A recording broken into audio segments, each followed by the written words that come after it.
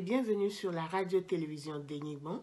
Je suis Rachel Dabla et à présent, suivons quelques informations sur l'évolution de la pandémie COVID-19 dans le monde.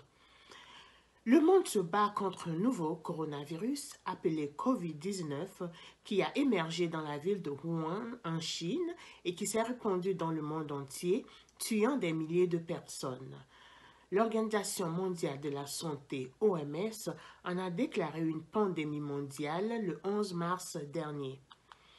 Le nombre de cas positifs du COVID-19 a atteint 300 000 alors que la pandémie continue de se propager dans le monde avec la situation aux États-Unis, en Italie et en Espagne qui continue par se détériorer, tandis que la pandémie s'est stabilisée en Chine où le virus a émergé. Selon les données de Johns Hopkins University, au moins 303 180 personnes ont été testées positives dans le monde samedi à 17h13. Le nombre de cas aux États-Unis a atteint au moins 24 148, ce qui en fait un des pays les plus touchés dans le monde.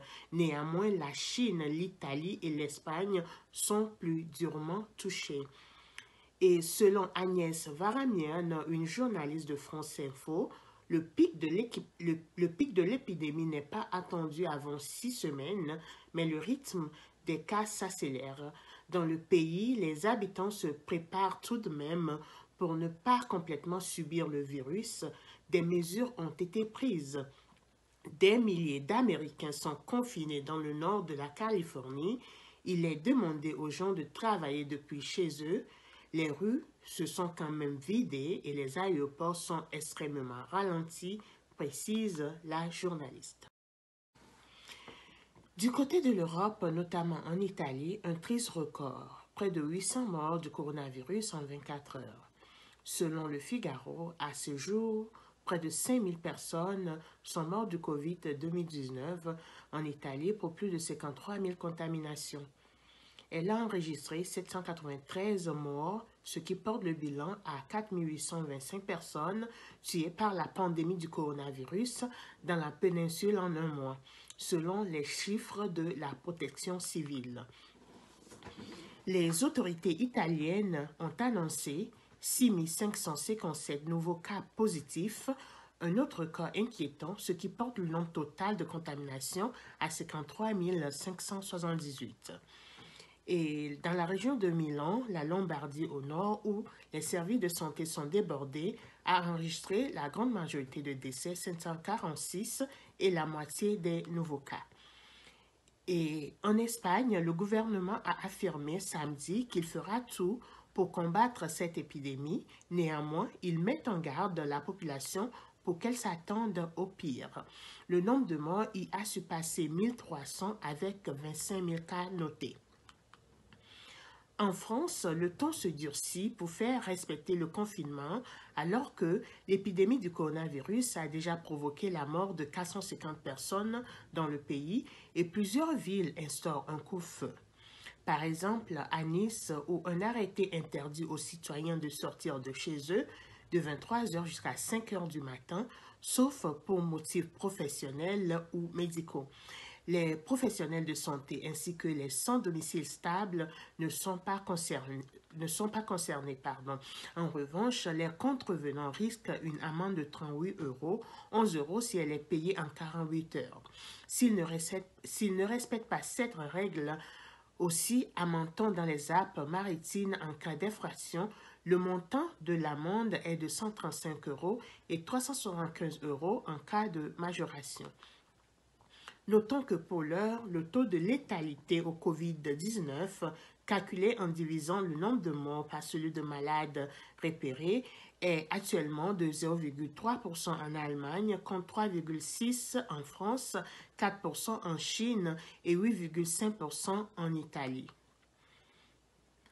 Allons maintenant en Afrique où le Nigeria, pays le plus peuplé de l'Afrique avec 200 millions d'habitants, a fortement durci samedi ses mesures de protection face à la pandémie de coronavirus en imposant notamment la fermeture partielle de lieux publics et de 2 aéroports internationaux.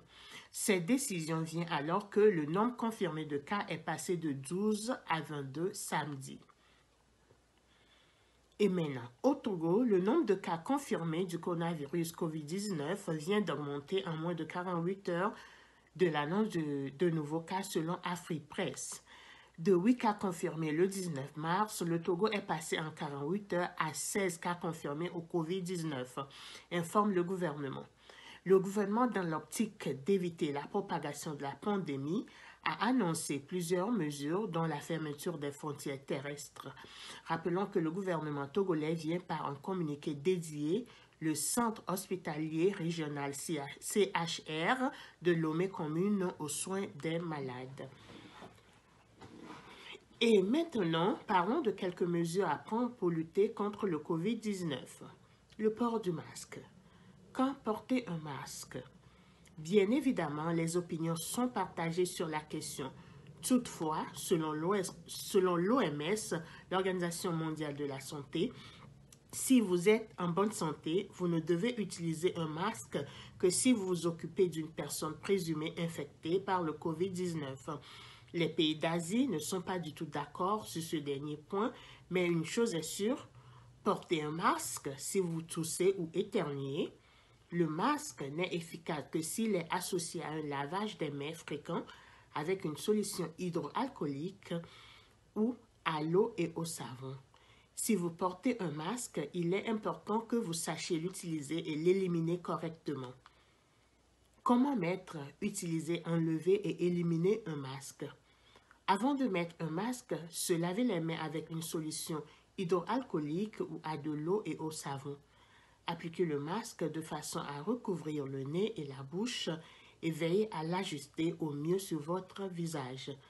Lorsque l'on porte un masque, évitez de le toucher. Chaque fois que l'on touche un masque usagé, se laver les mains à l'aide d'une solution hydroalcoolique ou à l'eau et au savon. Lorsqu'il s'humidifie, le remplacer par un nouveau masque et ne pas réutiliser des masques à usage unique. Pour retirer le masque, l'enlevez par derrière, ne pas toucher le devant du masque. Le jeter immédiatement dans une poubelle fermée. Se laver les mains avec une solution hydroalcoolique ou à l'eau et au savon. Ceci mettra fin à nos informations de cette semaine sur la pandémie COVID-19. Merci de nous l'avoir suivi. Je suis Rachel Dabla. Portez-vous bien et à très bientôt.